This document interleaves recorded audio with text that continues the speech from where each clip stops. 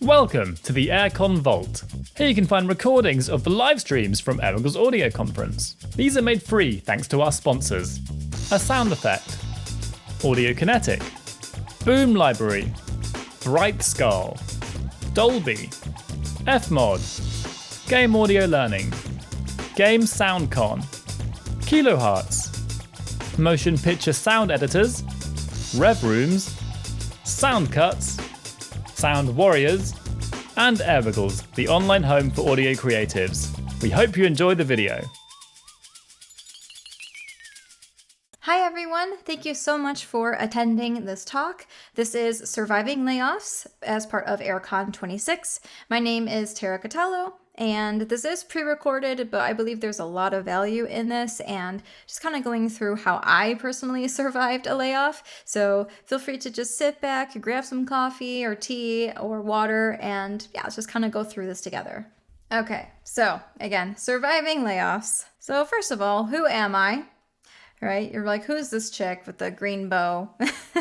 So my name is Tera. Again, I am an audio professional with about 3 years of game development experience, and I've been a musician pretty much my whole life, so music and audio has always kind of been at the forefront for me. I am a YouTube musician as well. I started a channel over 15 years ago, just kind of doing music covers.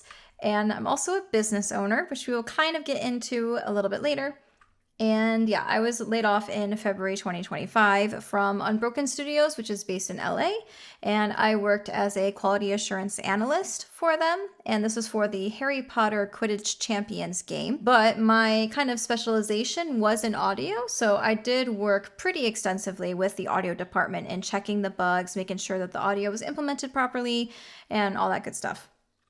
So I actually just signed an offer letter this month. And this is why I'm not able to do this presentation live. But my job search basically lasted 15 months total, which is kind of crazy if you think about it. Of course, I mean, you still have bills to pay and still have to make money. So I did a lot of freelancing during this time. And I applied to nearly 300 positions in both audio and QA. You know, it probably is 300 or more. At some point, I kind of stopped keeping track of the applications I was sending in. So it probably is that number or greater, which again, craziness. So just some facts that I pulled from the internet. Like, I just want you guys to know, if you are someone who has been laid off recently and has not found another job yet, like, you are not alone. And I know that doesn't really help you get a job, but there is a little bit of comfort in having that solidarity, right? And like knowing other people are going through the same thing as you. One thing that I saw was that 1/3 of game industry professionals in the US have been laid off in the last 2 years. So 33% of people in the US who worked in the game industry have been laid off in the last 2 years. Now, 2/3 of respondents at AAA studios mentioned that there were layoffs at their companies. And this is part of GDC's State of the Game Industry for this year. And again, like, maybe they weren't personally laid off, but they know that there were layoffs at their company and other people were affected. 2/3. That's just crazy. And then in 2026 alone, 73% of layoff events were in North America. Yeah. So here's the resources that I pulled from. The last one is actually from Amir Sadvat's website. So you can actually take a look and track all of the layoffs that have been happening, and that's where that last statistic came from. Okay, so our advantages. I do feel like us as audio professionals, game audio people, we do have some things going for us that other game developers don't have. So one of them is just that audio is getting outsourced more and more. I see like audio only teams working on the games. And, you know, even just having other, like a couple people, small audio team for like an indie thing or a production studio, like that's kind of like where it's heading, I feel. Also, indie studios and solo developers are popping up everywhere. Like, I feel like I see a new indie studio or like a new game that's by a solo developer like every week, you know, like at least one new one every week. I feel like this is also a trend towards indies kind of being the future, especially with how uncertain like AAA studios have been with like stability and making sure you have a job for a long time. honestly, I think a lot of people are going to turn to indie studios and solo dev. Another thing with these studios and solo developers creating all these games is that Kickstarter campaigns are very, very common in this space. And that is another opportunity to potentially get some money, right? If you are able to convince a solo developer or a very small team in a studio to be able to do a stretch goal for custom music or custom sound design, instead of pulling from the royalty-free sites like Pixabay. Sometimes they might be like, yeah, you know what? We do want custom audio, so we'll put it in a stretch goal. And if they meet it, then there's your funding, right? So YouTube is also something that we should capitalize on. This is honestly sort of getting more and more prevalent. And YouTube, I think, is making more money than like Netflix, or has like a higher like market cap or higher value than Netflix right now. So there's another shift happening where YouTube is just becoming more and more mainstream. And I think that's kind of where the money's at. So keep that in mind. We can also start educating others. So we can do private lessons, for either like our musical instruments if we're a musician, or even teaching people how to compose music. Also, you could do private lessons on sound design, dialogue editing, or even just using like a DAW or using Premiere Pro or OBS. Like there's so many things that you can use as like a way to teach others and kind of just make a little bit of money on the side. If you have a master's degree, then you could also potentially become a college adjunct professor and like teach a class. My previous mentor, who is at Unbroken Studio still, he actually also works at a college, and he has like a game audio course that he teaches once a week. And like that's so cool, and it's probably a lot of fun for him to be able to do that, and it brings in a little bit extra income as well. Okay, so Tera, you've talked about all these things that you could do, but like, what have you done all this time? So here's what I did. So this is part one, just one very small aspect of everything that I've done from February last year until now.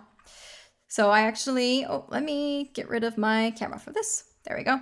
I formed a company called Resinera Studio LLC.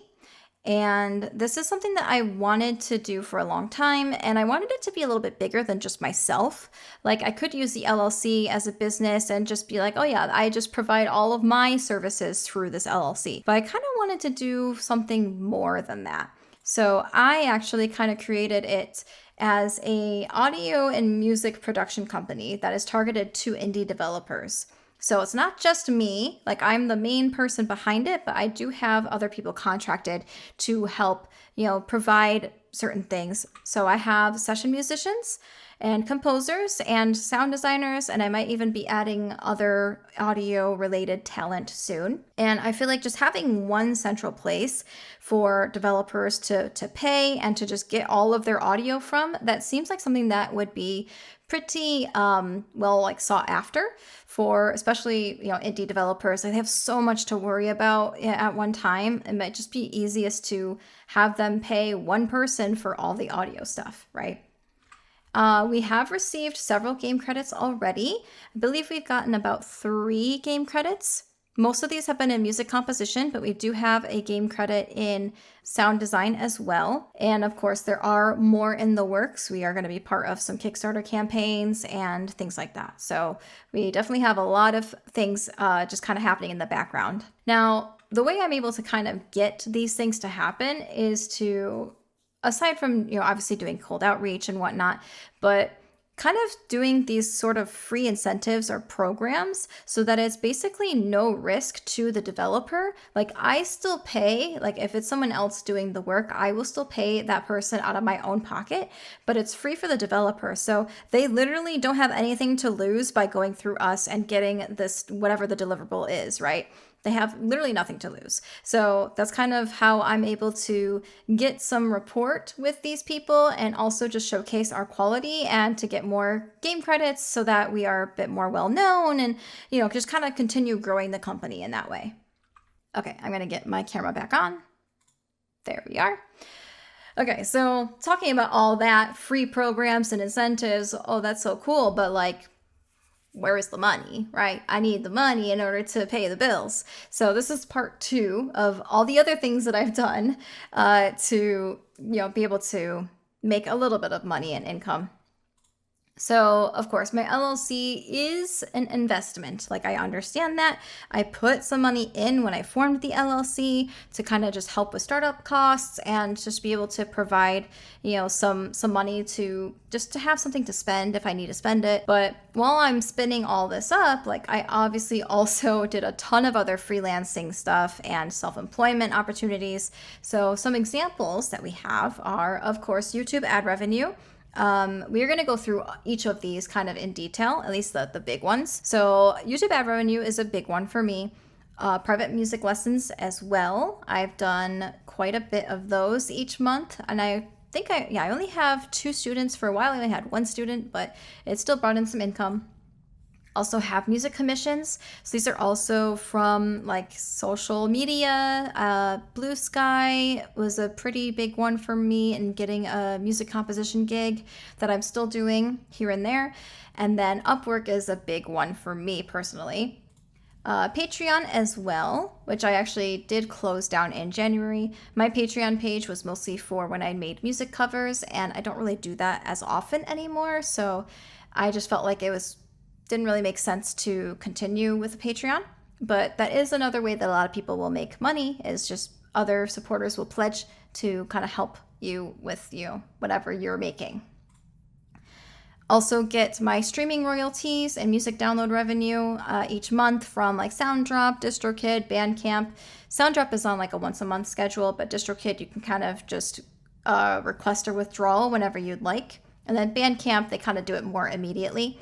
But yeah, I do get some money each month from those places as well. The last thing that I did was a lot of survey like incentives. So when you actually fill out a survey, you can actually get paid something. So maybe it's like $20 for 30 minutes of your time, or maybe it's $100 for a whole hour. Like, there are certain places that will pay you in like a gift card or, just some sort of online virtual visa type thing if you fill out a survey, or you go to like have an actual meeting with them and talk to them about this and that. So some of the ones that I've used, GGG, I've only done once, but that was a really cool experience.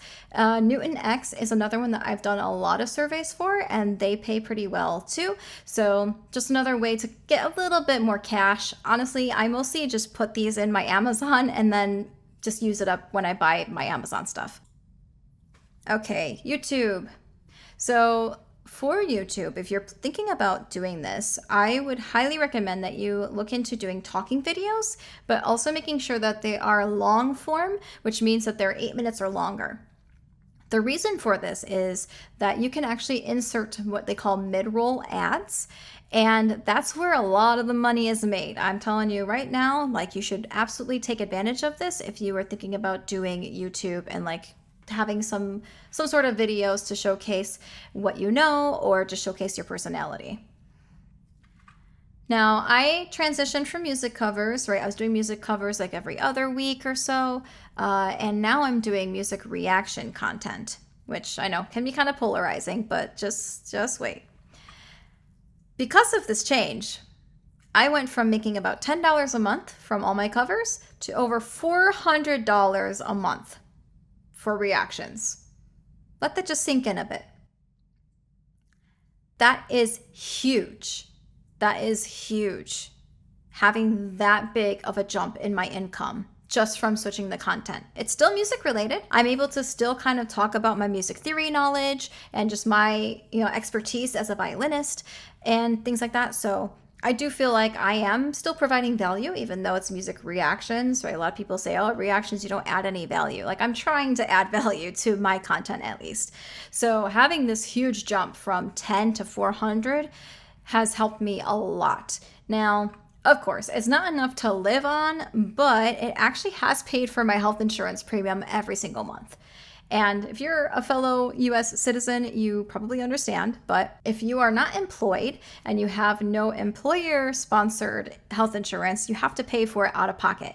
And it can be very expensive depending on your health conditions and your age and a bunch of other factors. So having this YouTube ad revenue honestly has taken care of that bill entirely every single month. So I really appreciate YouTube for that. Now, for those of you who are still like on the fence about it, not sure if you want to start a YouTube, or maybe you have one and just haven't really kept up with it, I would just kind of think of it as a fun opportunity to showcase not only like your skills and what you can do, but also who you are, right? Your personality. If you are applying to jobs and you kind of have this on your resume somewhere, potential employers will probably look at your YouTube and want to see what you're all about. I think it would make a lot more sense for them to want to interview you if they see something that's unique about you. So instead of just showcasing, oh yeah, this is how you do this in FMOD, like make a skit out of it, make it funny, or do something really, really different that other people are not doing that sets you apart from other candidates, right? So that's kind of like what I would see it as. Okay, next up is private music lessons. So my two main platforms for online music teaching and tutoring are through LessonFace and Wyzent. I have done some in-person lessons here and there, but honestly, I think they just kind of found me through alternative means. But these two are pretty good, especially if you like to do things from home and you can teach from home or through an online platform. So first is Wyzent. It will have a lot more clientele available to you. So you will have much more opportunity to have students, but the site does take a pretty big cut. They take 25% of your rate. Now, the good news is you can actually set your rate with the website, so you can set it to whatever you want per hour, but you have to just remember that they are going to take 25% of that each time you have a lesson. Now, on the other side, we have LessonFace, and their clientele is a lot smaller. I don't really see as many inquiries for certain subjects as I do for Wyzent, but I feel like I have a lot more subjects that I could teach on Wyzent than on LessonFace. But anyways, their cut is actually a lot more reasonable. They have 15% cut instead of 25%. So I feel like the interaction and just everything about LessonFace works for me better because I feel like I don't have to upcharge as much to the actual student in order to feel like it's worth my time to teach them, if that makes sense. If you do have students already and like maybe you just want a more reliable payment process, you can actually refer the student to LessonFace and they will drop their cut from 15% to 5%. And I think that is very, very low and very good rate for something like that. Now, of course, Wyzent and LessonFace aren't the only two, platforms that you can use to teach lessons. Like there are a bunch of other options. So especially if you are in a different country, like maybe there's other websites that work better for you that you can find people in person for. So I would just take a look around, just do some searching and see what would be best for you. Okay, next up are music commissions. And this could also just be like sound design commissions, but for me personally, it's been mostly music commissions. Aside from like cold emailing game developers and such, like I do sometimes get contact form submissions from my website or even direct emails to my business email. But obviously it's not very consistent. It doesn't happen too often, so I can't rely on that just to pay the bills. So the other options are Fiverr and Upwork. Those are like the big two. Again, there are other ones out there, but I'm focusing on what I've personally used. So Fiverr honestly has been really slow for me. I got in a bit late to the scene though, and I've only gotten one order this entire time. Granted, I don't really do much advertising for my Fiverr account, and also I feel like if I wanted to really boost my ratings and my reviews, I would probably do a bit more marketing and have people go through my Fiverr to pay me for stuff. But yeah, you might have better luck basically. I definitely think it's worth making an account and see if you're able to get orders coming through. Again, my mentor, he actually is able to get a lot of clients from Fiverr, and most of them are repeat clients too, which is great, right? You want to be able to have a bit of stability in this kind of field. Now, for me personally, I have used Upwork and had a lot more success on it.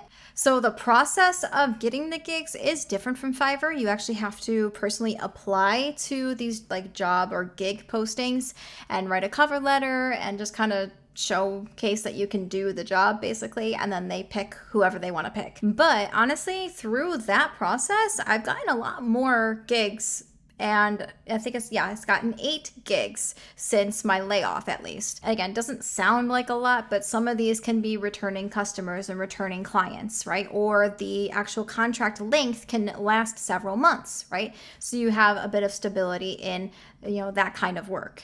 Oh yeah. One fun little fact, one of my clients is a Grammy winner.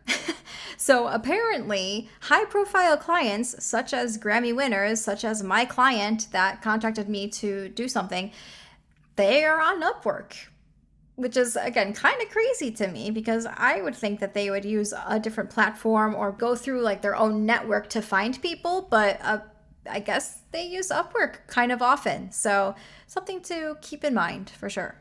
All right, so here are just all of the other resources of other, things that I have mentioned. So Amir, his community is amazing. He has a lot of resources for people who have gone through a layoff and are still looking for another job. So I highly recommend going to his website and seeing what is out there for you in terms of, the different booklets and just a whole bunch of information. Like him and his community, like they have done so much work to just kind of help us out. I even got my my GDC pass for free through his community, which is incredible. That was my first time going to GDC this year, and I just could not trade that experience for anything. Like it was so awesome to go there. So I guess I want to thank Amir for, being able to do and provide that kind of thing. But yeah, there's the other websites. And if you would like to, Resinera Studio, we actually have a free VST available, and you can go through our website and download it. You just need to have the full version of Contact, and it needs to be Contact 7 or newer. I am working on getting it available to other engines like Decent Sampler and whatnot, but for now it's just available on Contact, but it's free. So if you want to test it out, feel free to go to our website and download it. And yeah, thank you guys so much for your time. If you have any questions at all or want to just link up with me, my email is in this presentation. Feel free to write it down and shoot me an email. I'd love to talk to you and just kind of help you survive your own layoff journey as well. Thank you, AirCon26, for letting me do this talk.